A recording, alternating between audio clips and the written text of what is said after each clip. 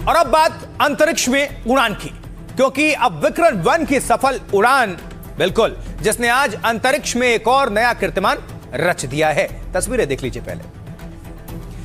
अब जरा समझिए, ये जो आपको हम दिखा रहे हैं, आज आंध्र प्रदेश के श्रीहरिकोटा में कैसे इतिहास बना है भारत में, जब विक्रम 1 रॉकेट ने उड़ान भरी है। ये नया and we have great views coming from the tracking cameras and isn't this quite something? Vikram 1 ने अपनी उड़ान भरी, प्रथम चरण का प्रज्वलन प्रारंभ हो चुका है। विक्रम 1 ने प्रक्षेपण पथ को लांघकर आकाश को भेदने का निर्णय ले लिया है, एक ब्रह्मास्त्र की तरह। 5, 4, 3।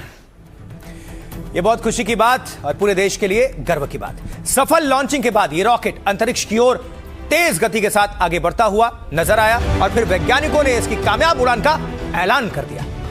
I am privileged to formally announce that the first ever Indian private sector launch has been successfully completed.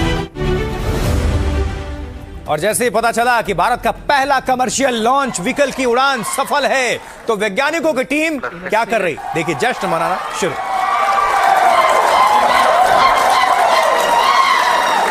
Waters in a safe and planned manner. And jubilant views from the launch control center, a downrange distance of 22 kilometers, of 50 kilometers.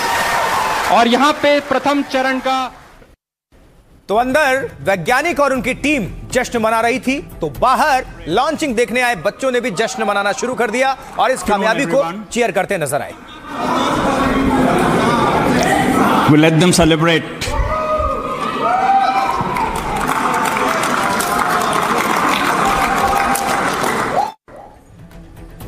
खुद प्रधानमंत्री नरेंद्र मोदी ने Vikram 1 rocket की launching की सफलता पर वैज्ञानिकों को बधाई दी। फोन करके उन्होंने स्काई रूट के सीईओ को फोन करके पूरी टीम को वहां से बधाई दी। पहले तो आपको बहुत बहुत बधाई। Sir, we are very very privileged to hear you.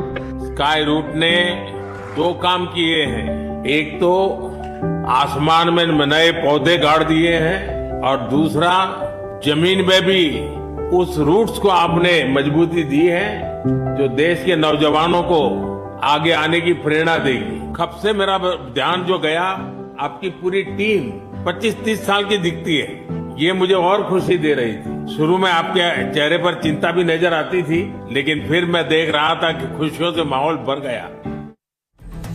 आइए जल्दी से बताते हैं कि कैसे आज का दिन भारत के स्पेस सेक्टर में मील का पत्थर साबित होगा। आखिर क्या है विक्रम 1, समझिए। विक्रम 1 ये भारत का पहला कमर्शियल लॉन्च व्हीकल है, यानी इसके जरिए सैटेलाइट्स की लॉन्चिंग हो सकेगी। विक्रम 1 भारत का पहला प्राइवेट ऑर्बिटल रॉकेट है, जिसकी लॉन्चिंग पहले ही टेस्ट में कामयाब रही है। जब कोई रॉकेट पृथ्वी के चारों ओर चक्कर लगाने लायक स्पीड हासिल कर लेता है, तो वो ऑर्बिटल रॉकेट कहलाता है। यह स्पीड 28,000 किलोमीटर प्रति घंटा या 7.8 किलोमीटर प्रति सेकंड होती है। विक्रम 1 हल्के और मजबूत कार्बन कंपोजिट स्ट्रक्चर से बना है। कार्बन फाइबर स्टील की तुलना में 5 गुना हल्का होता है। इससे रॉकेट का वजन कम हो जाता है और ईंधन दक्षता बढ़ जाती है। विक्रम 1 की लॉन्चिंग को मिशन आगमन नाम दिया गया है, जो टेक्नोलॉजी और कला से जुड़े पेलोड्स अंतरिक्ष में लेकर गया। इसमें 18 कैरेट सोने से बना 8 पीस रॉकेट भी स्पेस में भेजा गया है, जिस पर sir CV Raman, doctor Sarabhai और डॉक्टर कलाम की मूर्तियां उकेरी हुई हैं। इस रॉकेट का नाम भी डॉक्टर विक्रम साराभाई के सम्मान में रखा गया है। डॉक्टर साराभाई ने देश के स्पेस सेक्टर की मजबूत नींव रखी थी।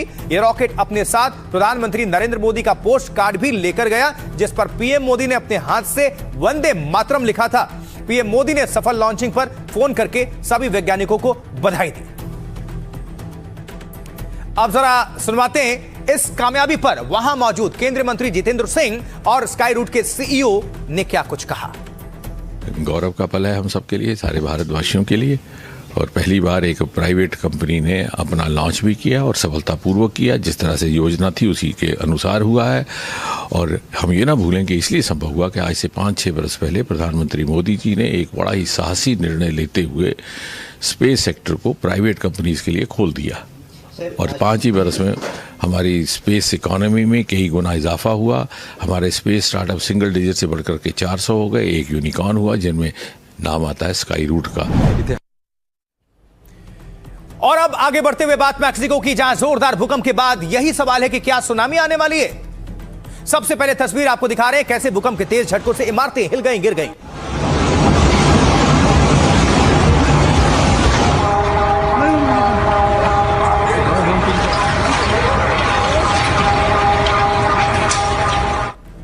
और दुकान में जब झटके महसूस हुए तो वहां सामान गिरने लगे, कैमरे में कैद हो गई।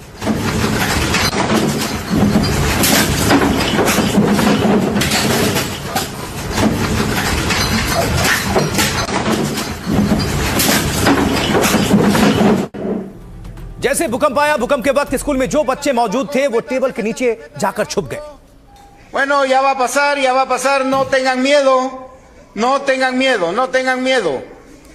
Ese temblor fue bien fuerte, pero no tengan miedo. Por favor, ahora.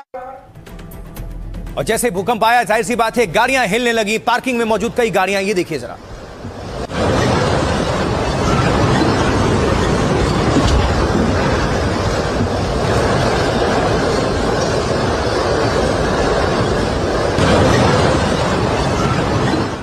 जोरदार भूकंप के झटके, सीसीटीवी में लाइव तस्वीरें कैद हो रही थी। लोग घरों से निकलकर भागते हुए कैमरे में दिख रहे थे।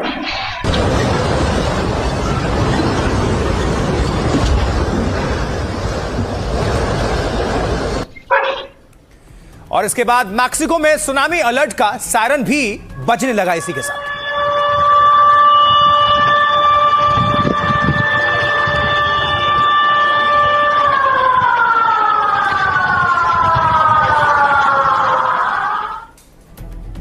और अब लाइफ का फंडा, गुस्सा आने पर तुरंत प्रतिक्रिया देने की बजाय कुछ पल ठहर जाएं, रुक जाएं। छोटा सा विराम बड़े बड़े विवाद को टाल सकता है। एक शांत संत की कहानी में लाइफ का यह बड़ा फंडा छुपा हुआ है। एक संत अपने सरल स्वभाव और सहनशीलता को लेकर मशहूर थे। जिंदगी में उन्होंने कभी किसी पर गुस्सा नहीं किया था। संत अपने शिष्यों, समर्थकों को भी यही शिक्षा देते थे कि क्रोध से कभी किसी समस्या का समाधान नहीं होता है, इसलिए गुस्से से बचिए और संयम बनाए रखिए। संत के बढ़ते नाम से कुछ लोग ईर्ष्या करने लगे। एक शख्स ने तो ऐलान कर दिया कि वो संत का असली चेहरा सबके सामने लाकर रहेगा और उन्हें गुस्सा दिलाकर वो सच्चाई साबित करेगा। अगले दिन वो शख्स आश्रम पहुंचा और संत को अपशब्द कहना शुरू कर दिया। उसने झूठ आरोप लगाए, ये संत नहीं बल्कि चोर है, रात में चोरी करता है और दिन में साधु बनने का ढोंग करता है। उसने संत के पूरे परिवार पर भी झूठे आरोप मढ़ने शुरू कर दिए।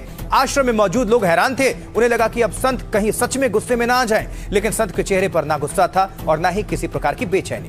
जब आरोप लगा रहा शख्स बोलते बोलते थक गया, तब संत ने उसे एक गिलास पानी दिया और मुस्कुराकर बोले, तुम काफी देर से बोल रहे हो, पहले थोड़ा पानी पी लो और फिर आराम से बोले। संत का यह बर्ताव देखकर उस शख्स का सर शर्म से नीचे झुक गया।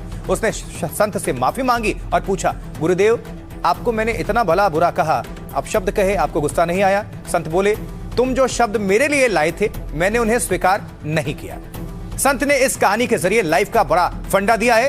हर आरोप का जवाब देना जरूरी नहीं है। कई बार आपकी शांति ही सामने वाले को अपनी गलती का एहसास करा देती है। और वैसे भी सच्ची जीत दूसरों को हराने में नहीं बल्कि अपने क्रोध पर विजय पाने में है।